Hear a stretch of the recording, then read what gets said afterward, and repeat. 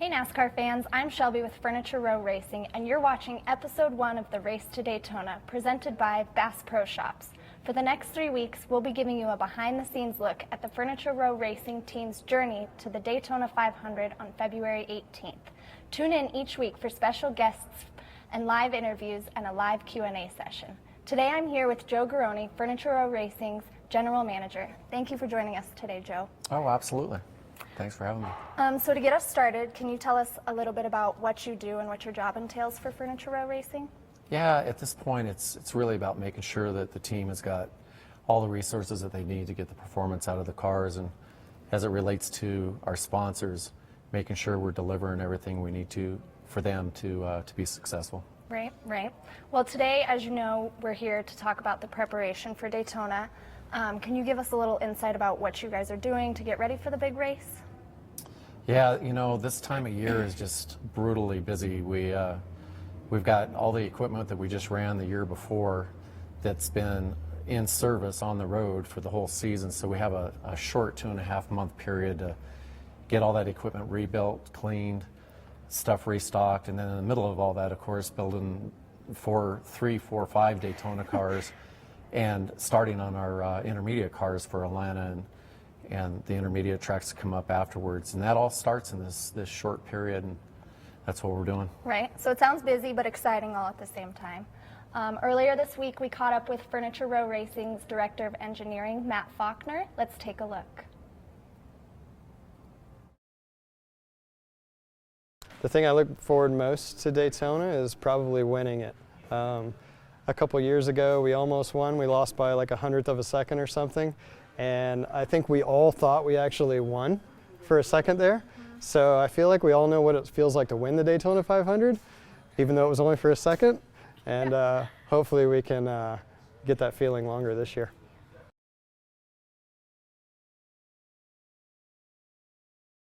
So the rule changes for 2018 are minor, I suppose, but the way they police those rules, there's a major difference.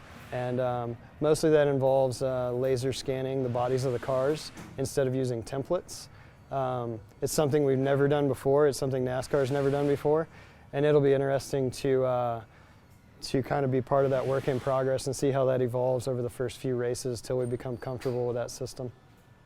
And as far as Daytona, the rule changes are actually major. The way that we used to have to be at a certain ride height, and then we were able to travel the cars down to the track, on track. Now we can run whatever ride height we want to at Daytona, and that's actually changed our approach to Daytona suspension-wise a lot. I was in Homestead, yes. I don't normally travel with the team, but I do go to a few races here and there. And last year I went to a few races, and we were lucky enough to win all the races I went to. And so the best part of my job is being a good luck charm. I like that. I got a ring, yeah.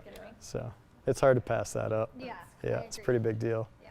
I've wanted to win a NASCAR championship since I was 7 years old, so it's been pretty sweet. Pretty cool. So.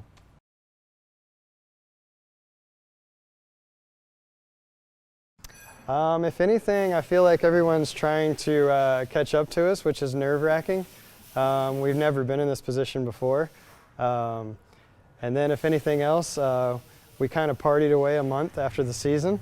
And so by the new year, we were back at it full time, getting ready for next year.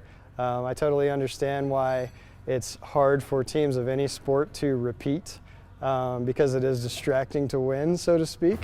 But I don't feel like we have any reason not to repeat. We think we should be as good or better as we've been in the past, and we're motivated to keep winning if we can. So obviously we know Daytona is a special because it's a fast track, but can you tell us a little bit more about why it's special? Yeah, it's not just the speed, it's the whole event, honestly. Daytona, going clear back into the late 40s there, it's just a special place, and it's our Super Bowl. And then of course you bring the track itself into the picture and how we build the cars. There's really just 2 tracks like Daytona, and Talladega is the other track, and it's really about the fact that you leave pit road and you run up through the gears and you're in high gear and you put your foot on the floor and you never lift off of it unless something gets in the way. Right. Which is kind of unusual. The short tracks that we run on, or intermediate tracks, obviously you have to lift off the gas to get through the corners.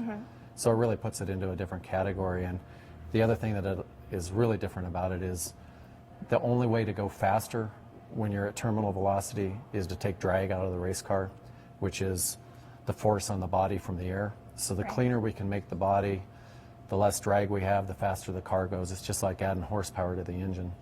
And that really brings a uniqueness to Daytona and Talladega. Right. Well, earlier this week we did have a lot of questions about drag, so we went ahead and asked Matt to give a further explanation about it. Let's take a look.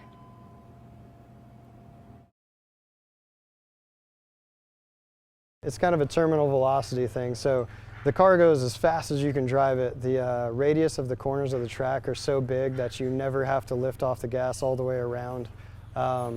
So really, drag slows the car down going in a straight line. It's as if you have like a parachute or an umbrella behind you.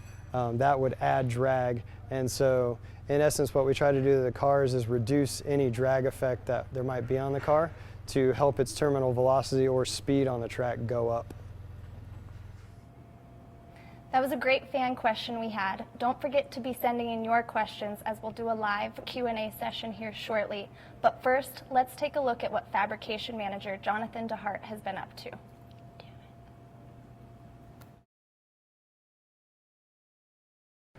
There's a lot more time that goes into a super speedway race. It's just a lot more of everything, a lot more man hours, a lot more meticulous prep time that goes into like every body panel that we do in the body shop. It's double the work for everything you do.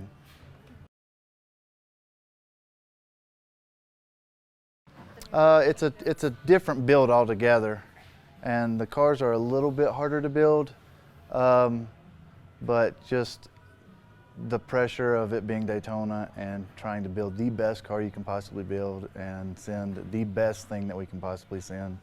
It's just it's a lot more stress than a regular intermediate race. Yep, so we get a bare chassis from JGR, and we'll do updates to it, and then we'll get it on one of our body plates. And from then on, all the guys will pretty much attack the car, and we'll try to knock it out in about 5 days.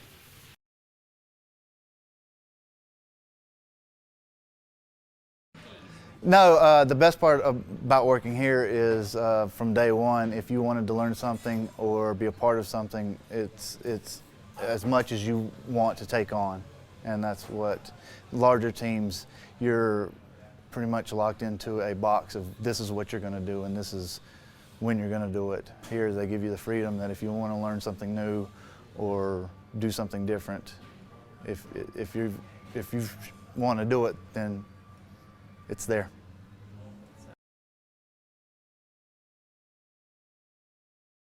I won't say anything about winning a race or winning an upcoming race or a championship. I won't. I did the playoff beard. I still do, but you know, the not shaving. Thank you so much for letting us interview the team this week. It was a lot of fun.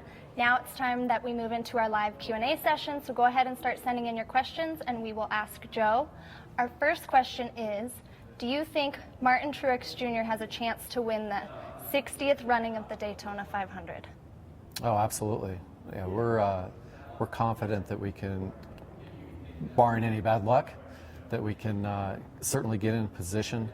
In Daytona, honestly, it can be a handful when it comes to luck and just being in the right spot at the right time. And even when all of that happens, it's still tough to do. But as far as I think we'll have the speed, and Martin's pretty savvy on the super speedway. He's really gotten good at him. So we're expecting big things. All right. Our second question is, who will be driving the Bass Pro Shop car?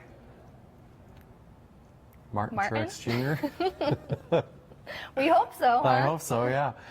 So our next question we have is, Homestead winning car still on display? Is it a permanent addition? The one here. I don't think we could pry that away from our owner's hands if you tried to. It's here, and it's going to remain exactly the way it is. We've even talked about possibly taking some of the parts that you don't see off of it, and it is hands off, leave it the way it is. I'm sure. I mean, that's a special car. It's a special car. Question number 4. What do you think about the Charlotte Roval? It's going to be interesting. I'm cautiously optimistic that it's going to be a terrific race. If nothing else, it's new, and I think Matt touched on it earlier, that it gives us an opportunity to go to a track where the slate's clean for all the race teams. And I do have a lot of faith in our guys. The engineers do a really good job with the race cars and taking a track like that and building a car specific to it. I think we'll feel like it gives us maybe an edge. And then Martin, he's just done such a good job on the road courses of late. So we're excited about it. Yeah, I think so too. What are you having for breakfast the morning of Daytona? Do you know? I don't know. I don't know if I could eat the morning of Daytona. Just all the nerves? No, it's not that bad. You can always eat. Yeah. That's for sure. I have no idea. I don't know. We'd probably just start off with life cereal. You haven't planned 3 weeks ahead of what you're going to eat for breakfast? No, not on a menu, that's for sure. Well, do you guys like the stage system? Absolutely. Yeah, I think it's been a lot of fun. And you know, we talked to a lot of fans, especially out in the market out here in Denver, Colorado. It's because there's a lot of new fans out here that have been brought into the sport.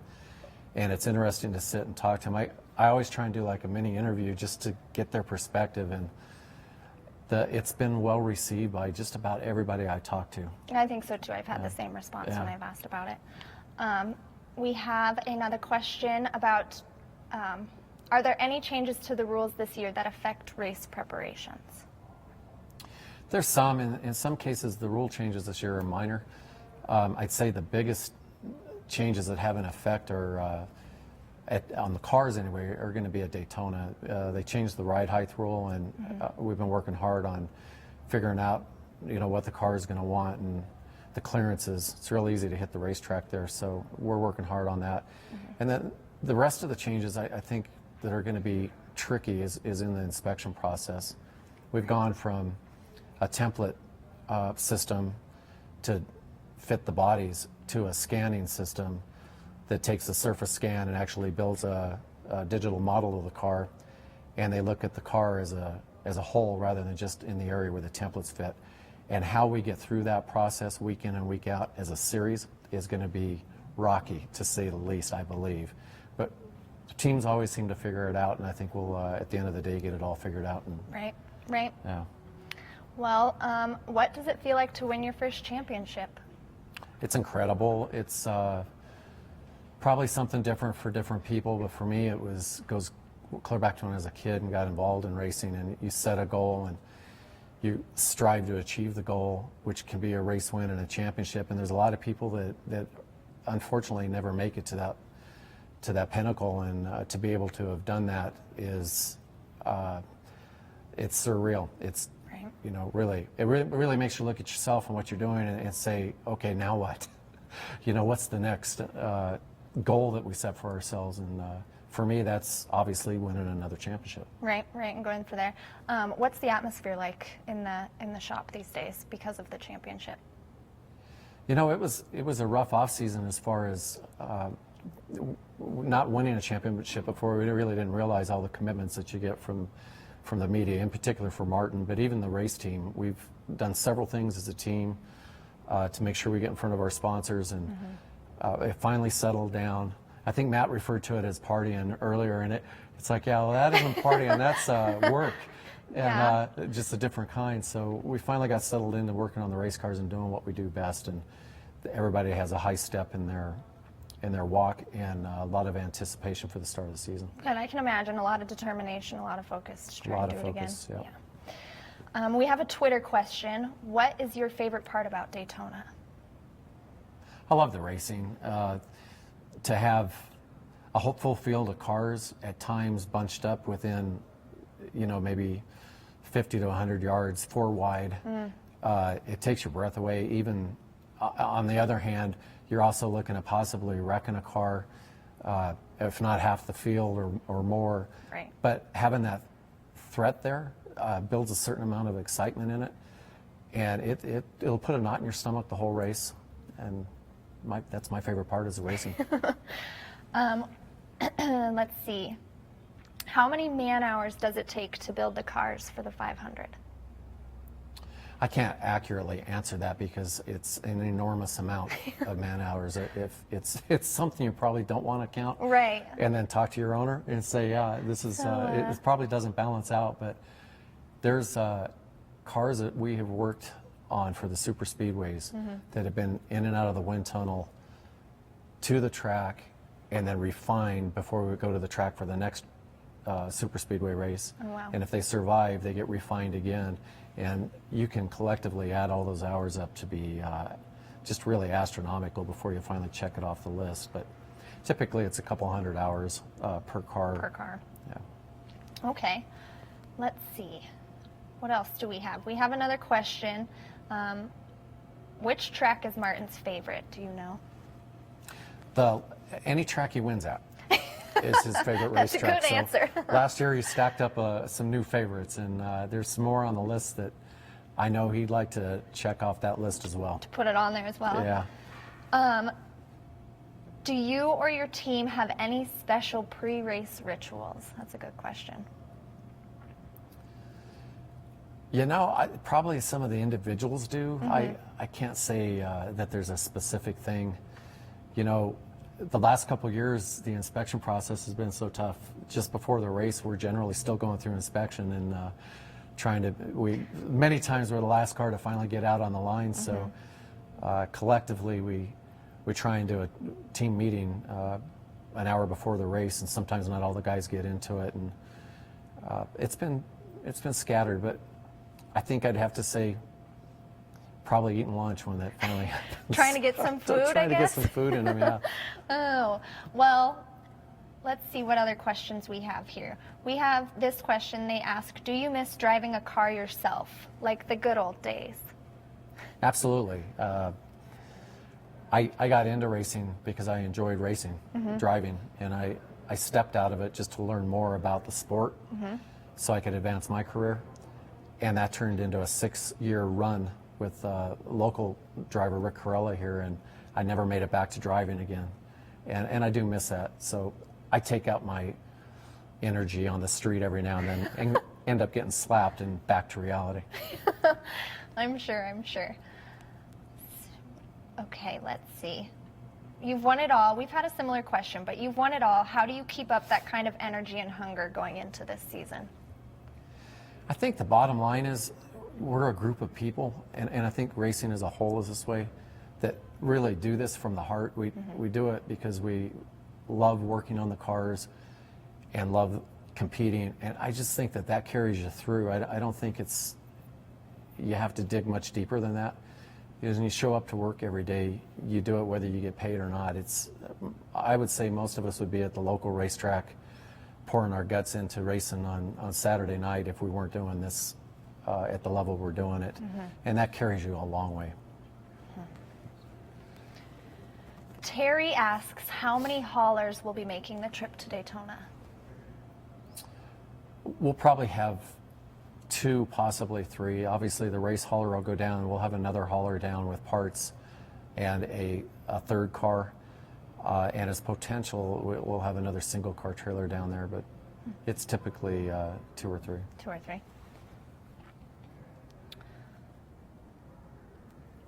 Let's see. Excuse me. Have there been any pit practice with the reducer over the wall crew? Are the times the same or slower?